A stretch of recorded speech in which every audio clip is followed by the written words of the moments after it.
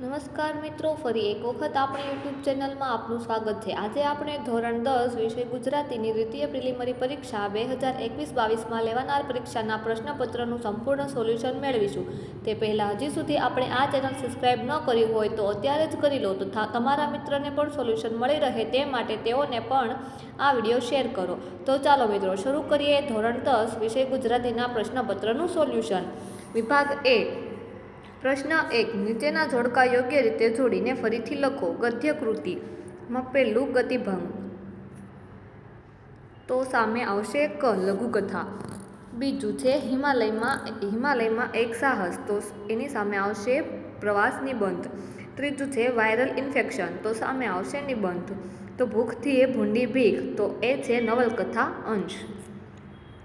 પ્રશ્ન 2, નીચે આપેલા પ્રશ્નના એક વાક્યમાં ઉત્તર લખો। પહેલું, ભયાનક અને લાંબી ખોભણમાં લેખક શાથી છેતરાયા? તો ભયાનક અને લાંબી ખોભણમાં લેખક તાજું હિમ પડવાને કારણે છેતરાયા। બીજું, ભારતમાં ગંદકીથી ભારે ખલેલ પામનાર સંત કોણ હતા? તો ભારતમાં ગંદકીથી ભારે ખલેલ પામનાર સંત વિવેકાનંદ હતા। પ્રશ્ન 3, નીચે આપેલા પ્રશ્નના 3-4 વાક્યોમાં ઉત્તર લખો। પહેલું, અસિતે કૃષ્ણ જન્મની કઈ તરકીબ રચી હતી તે જણાવો? તો અસિતે વીજળીની મદદથી કૃષ્ણ જન્મની તરકીબ રચી હતી। રાત્રિના 12 વાગ્યે કિનખાબનો પડદો ખુલે, આકાશમાંથી તેઓનો પુંજ અવતરે, એ સાથે ઝબકારો થાય, ત્યાં દેવકીના ખોળામાં બાળક જોવા મળે, કારાગૃહમાં અંધારું પથરાઈ જાય, સાથે જ ઝાલર, મંજીરા, કાંસા અને શંખનો ધ્વનિ સંભળાય, વિલાસના સૂર વાતાવરણને વધુ આહ્લાદક બનાવે એવી તરકીબ અસિત રચી। બીજું, ઘોડાપુર જોઈને આંબા પટેલે શી મૂંઝવણ અનુભવી? તો શેત્રુંજી નદીના ઘોડાપુર આંબા પટેલે જોયા, પોતે મૂંઝવણના વમળમાં ઘેરાયા, શું કરવું? વાવડી પહોંચાય એમ નહોતું, એ મણાર પાછા જવાય એમ નહોતું, વિકટ સંજોગોમાં એમનું બળ વધી ગયું, ઘેર પહોંચ્યા વિના છૂટકો નહોતો, સૌ ઘેર ચિંતા કરશે, આખરે નદીમાં ઘોડીને વિશ્વાસે ઝંપલાવવા વિચાર્યું। ત્રીજું, સદાવ્રતમાં ઊભેલા માણસોમાં કાળુની આંખે કેવા માણસો નજરે ચડ્યા? તો સદાવ્રતમાં ઊભેલા માણસોમાં કાળુની આંખે એવા માણસો નજરે ચડ્યા, જેમણે ખળામાંથી ઉચકાયેલ એટલે દાણા બ્રાહ્મણોને દાન કરેલા, જેમાં ઘરમાં એક સમયે પુષ્કળ ધાન હતું, એવા પણ ત્યાં ઊભા હતા। નાની સરકી લૂંટફાટને શરમ માનનારો ને ભાઈનું દીધેલું ન લેનાર પણ આજે કંગાળ બનીને કતારમાં ઊભો હતો। અથવા ત્રીજો પ્રશ્ન, લેખક માલિકને શરીરે કરેલો ક્રૂર કટાક્ષ શાને કહે છે? તો માલિકે આપણને સુંદર સ્વસ્થ શરીર આપ્યું છે, આપણે એને સાચવવા માટે સહેજ પણ શ્રમ લેતા નથી, પરિશ્રમ કર્યા વિના બેઠા બેઠા મનગમતું ખાઈ પીને જીવન જીવવું એને આપણે સૌભાગ્ય માનીએ છીએ, તેથી હૃદય રોગના હુમલા વખતે પરસેવો વળે એવા દિવસો આવે છે, આ માલિકને કરેલો ક્રૂર કટાક્ષ છે। પ્રશ્ન 4, નીચેના પ્રશ્નના 10-12 વાક્યમાં મુદ્દાસર ઉત્તર લખો। પહેલું, ચોપડાની ઇન્દ્રજાળ શીર્ષકની યથાર્થતા વર્ણવો। તો મિત્રો તમે સ્ક્રીન પર જવાબ જોઈ શકો છો। બીજું, મનની સ્વસ્થતાનો શરીરની તંદુરસ્તી પર સીધો પ્રભાવ પડે છે એમ લેખકે શા માટે કહે છે? તો એનો પણ જવાબ મિત્રો તમે સ્ક્રીન પર જોઈ શકો છો। અથવા બીજું છે, રાયચંદને ક્યારે પોતાના સેંકડો પૂર્વભવોનું સ્મરણ થયું? તો એનો પણ જવાબ તમે સ્ક્રીન પર જોઈ શકો છો। હવે છે વિભાગ બી। પ્રશ્ન 5, નીચેના જોડકા યોગ્ય રીતે જોડીને ફરીથી લખો। તો પદ્યકૃતિ અને સાહિત્ય પ્રકાર છે, એમાં પહેલું છે રેસનો ઘોડો, તો એ છે નવલિકા। બીજું છે શિકારીને, તો એની સાહિત્ય પ્રકાર છે સોનેટ। ત્રીજું છે ચાંદલિયો, તો એની સાહિત્ય કૃતિ છે લોકગીત। અને ચોથું છે એક બપોરે, તો એની સાહિત્ય કૃતિ છે ઉર્મી કાવ્ય। છઠ્ઠું છે નીચે આપેલા પ્રશ્નના એક વાક્યમાં ઉત્તર લખો। પહેલું, સાસુ અને સસરા માટે કાવ્ય નાયિકા પોતાનો પ્રેમ ભાવ કેવી રીતે વ્યક્ત કરે છે? તો સાસુ અને સસરા માટે કાવ્ય નાયિકા પોતાનો પ્રેમ ભાવ પૂર્વજન્મના માતા પિતા કહીને વ્યક્ત કરે છે। બીજું છે, નરસિંહ મહેતાનું કયું પદ ગાંધીજીને અતિ પ્રિય હતું? તો નરસિંહ મહેતાનું વૈષ્ણવજન પર ગાંધીજીને અતિ પ્રિય હતું। પ્રશ્ન 7. નીચેના પ્રશ્નોના 3-4 વાક્યોમાં ઉત્તર લખો. પહેલું, કાવ્ય નાયિકા સખીને પોતાના પતિ વિશે શું કહે છે? કાવ્ય નાયિકા સખીને પોતાનો પતિ એમ નહીં પણ પરણ્યો મારો એમ કહે છે. એમાં પતિ પ્રત્યેના મમત્વ, પ્રેમ, અધિકાર તેમજ ગૌરવ પ્રકટ થાય છે.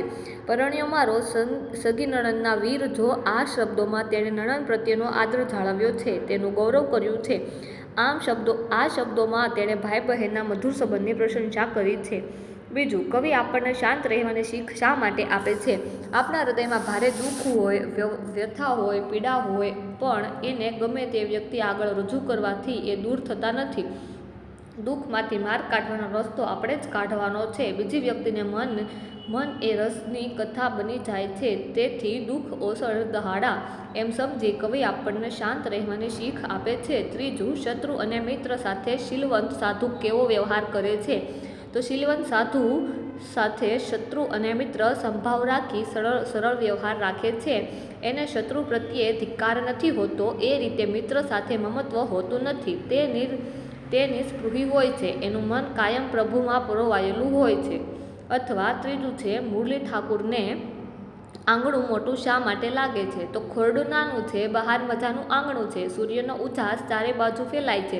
કવિની ચેતના એ ઉજાસને ઝીલે છે. ચેતના સ્વયં વિસ્તાર પામે છે. તેથી ઓરડાની બહારનું આંગણું કવિને મોટું લાગે છે. પ્રશ્ન 8. નીચેના પ્રશ્નોના 10-12 વાક્યોમાં મુદ્દાસર ઉત્તર લખો. પહેલું, બોલીએ ના કાય કાવ્યનો મધ્યવર્તી વિચાર સ્પષ્ટ કરો. બોલીએ ના કાય કાવ્યમાં કવિ માણસને જીવનબોધ આપતા કહે છે કે જીવનમાં દુઃખ કે સંઘર્ષ તો આવવાના જ. એમને માણસે એકલા જ સહન કરવા, કેમ કે સમાજમાં એવા લોકો હોય છે જેમણે માણસની વ્યથા જાણવામાં જ રસ હોય છે. એટલે એની આગળ વ્યથા કહેવાની કોઈ અર્થ સરતો નથી. નિર્જન માર્ગ હોય કે સૂની સીમ હોય, પણ માણસે તો પોતાનું ગાન ગાતા જ ચાલવાનું છે. ગામને પાદર લાખો લોકોનો સમૂહ ભેગો થયો હોય ત્યારે સૌ પોતપોતાની ધૂનમાં હોય છે. તારા મઢી અંધાર રાત હોય કે રણનો ભયંકર તાપ હોય, અર્થાત તો તમે ગમે તેવી પરિસ્થિતિ હોય, માણસે પોતાની વ્યથા એકલા જ સહન કરવાની હોય છે. અહીંયામાં દુઃખનો ગમે તેટલો અગ્નિ સળગતો હોય, પણ બહારથી તો શીતળતા જ રાખવાની હોય છે. બીજું, કવિ શિકારીને કઈ શિખામણ આપે છે? તો પ્રશ્નનો જવાબ મિત્રો તમે સ્ક્રીન પર જોઈ શકો છો. અથવામાં બીજો સવાલ છે, સ્વજનો માટેનો કાયનાયિકાનો ભાવ ચાંદલ્યો લોકગીતના આધારે વર્ણવો. તો એનો પણ જવાબ મિત્રો તમે સ્ક્રીન પર જોઈ શકો છો. હવે છે વિભાગ સી. માગ્યા પ્રમાણે ઉત્તર લખો. આપેલા વિકલ્પોમાંથી સાચો વિકલ્પ પસંદ કરીને ઉત્તર લખો. પ્રશ્ન 9. નીચેના શબ્દોની સાચી જોડણી શોધીને લખો. તો વૃત્તિ છે, એમાં આવશે વૃત્તિ. બીજું છે આશીષ, તો એમાં આવશે આશીષ. હવે છે પ્રશ્ન 10. વી પ્લસ સાદ શબ્દની સાચી સંધિ જોડો. તો વિષાદ, વિષાદ કે વિષાદ? તો આવશે વિષાદ. હવે છે પ્રશ્ન 11. માનવભક્ષી શબ્દોનો સમાસ ઓળખાવો. તો દ્વંદ, કર્મધારય અને ઉપપદ. એમાં માનવભક્ષી છે ઉપપદ. હવે છે પ્રશ્ન 12. યોગ્ય જોડકા જોડો. તો કર્તરી રચના, તો હવે તેણે સિગરેટની સંખ્યા ઘટાડી. અને બીજું છે કર્મણી રચના, તો સરકાર તરફથી મહેસૂલ વધારો લાગુ પડ્યો. હવે છે પ્રશ્ન 13. દેહ છાસ જેવો સામાન્ય છે. વાક્યમાં અલંકારનો પ્રકાર જણાવો. તો ઉપમા, રૂપક કે ઉત્પ્રેક્ષા? તો આવશે ઉપમા. 14. ચુનરી શબ્દમાં કયો પ્રત્યય રહેલો છે તે જણાવો. તો પૂર પ્રત્યય, પર પ્રત્યય કે એક પણ પ્રત્યય નહીં? તો આવશે પર પ્રત્યય. 15 છે. નીચેના શબ્દોના સમાનાર્થી શબ્દો લખો. તો સંમતિ, તો એનો સમાનાર્થી છે મંજૂરી. ત્રાડ, તો કે ગર્જના. પ્રશ્ન 16. ઉકરડો સંજ્ઞાનો આપેલા વિકલ્પોમાંથી સાચો પ્રકાર લખો. તો વ્યક્તિવાચક, જાતિવાચક કે સમૂહવાચક? તો ઉકરડો સંજ્ઞાનો સાચો પ્રકાર છે જાતિવાચક. પ્રશ્ન 17. નીચેના રૂઢિપ્રયોગનો અર્થ આપો. ગજ ગજ છાતી ફૂલવી, તો ખૂબ આનંદિત થવું, ગર્વ અનુભવવો. પ્રશ્ન 18 નીચે આપેલ કહેવતનો અર્થ લખો. પાણી પહેલાં પાળ બાંધવી. તો અગમચેતી વાપરવી. આવતી આફતોનો સામનો કરવો પહેલાંથી જ આગમચેતી વાપરવી. પ્રશ્ન 19 નીચેના શબ્દ સમૂહ માટે એક શબ્દ લખો. ખરાબ દશા હોવી તે તો દુર્દશા. પ્રશ્ન 20 નીચેના શબ્દોને વિરુદ્ધાર્થી શબ્દ લખો. તો ભવ્ય તો સામાન્ય. પ્રશ્ન 21 બંને શબ્દના જોડણી ભેદે થતો અર્થભેદ જણાવો. તો સત તો સત. સત થશે સો અને સત થશે સાચું અથવા સત્ય.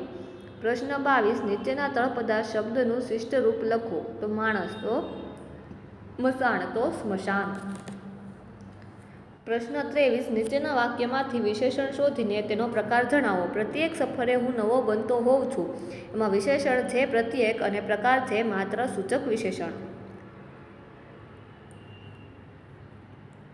પ્રશ્ન 24 નીચેના વાક્યમાંથી ક્રિયા વિશેષણ શોધીને તેનો પ્રકાર જણાવો. જીવનની પળો ઝપાટ બંધ વહી જાય છે. ક્રિયા વિશેષણ છે ઝપાટ બંધ અને પ્રકાર છે રીતિવાચક ક્રિયા વિશેષણ. પ્રશ્ન 25 કૃપા શબ્દના ધ્વનિ ઘટકો એટલે કે સ્વર વ્યંજન છૂટી પાડો. તો ક પ્લસ ર પ્લસ પ પ્લસ આ. પ્રશ્ન 26 નીચેના વાક્યની પ્રેરક વાક્ય રચના બનાવો. તો ઘૂંટણસમાં પાણી ન હોય તો મને કહેજો. ઘૂંટણસમાં પાણી ન હોય તો મને કહેવડાવજો. પ્રશ્ન 27 નીચેની પંક્તિનો છંદ ઓળખાવો. આજે ખેતર જોઉં બે કર કરી ઊંચા મને વારતી. તો એનો છંદ છે શાર્દુલ વિકૃત. પ્રશ્ન 28 હરિગીત છંદનું બંધારણ જણાવો. તો બંધારણ માત્રા દરેક ચરણમાં 28, ચરણ 4 અને તાલ 14મી અને છેલ્લી માત્રાએ. વિભાગ ડી પ્રશ્ન 29 નીચે આપેલી પંક્તિઓનો આશરે 15 વાક્યમાં અર્થ વિસ્તાર કરો. આવ નહીં આદર નહીં નહીં નયનોમાં નેહ તે ઘર કદી ન જઈએ કંચન વરસે મેહ. તો આનો અર્થ વિસ્તાર મિત્રો તમે સ્ક્રીન પર જોઈ શકો છો.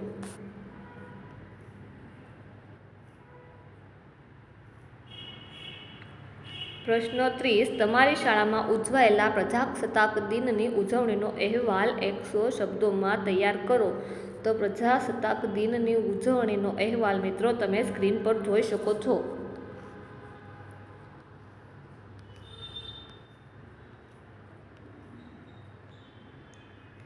એવી જ રીતે પ્રશ્ન 31 નીચે આપેલા ગદ્યખંડનો આશરે ત્રીજા ભાગમાં સંક્ષેપ કરી તેને યોગ્ય શીર્ષક આપો. તો મિત્રો તમે એ પણ સ્ક્રીન પર જોઈ શકો છો.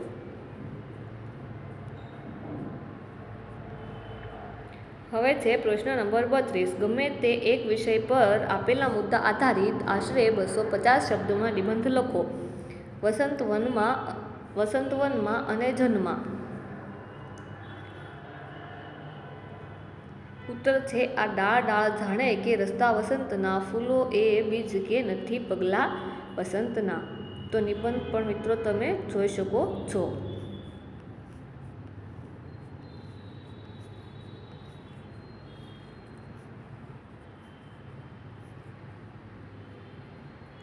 અથવામાં છે સિદ્ધિ તેને જય વરે જે પરસેવે નહાવાય.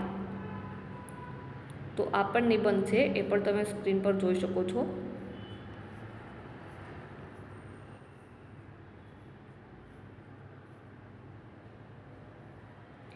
આ સોલ્યુશન જોવા બદલ આપનો ખૂબ ખૂબ આભાર. ધન્યવાદ.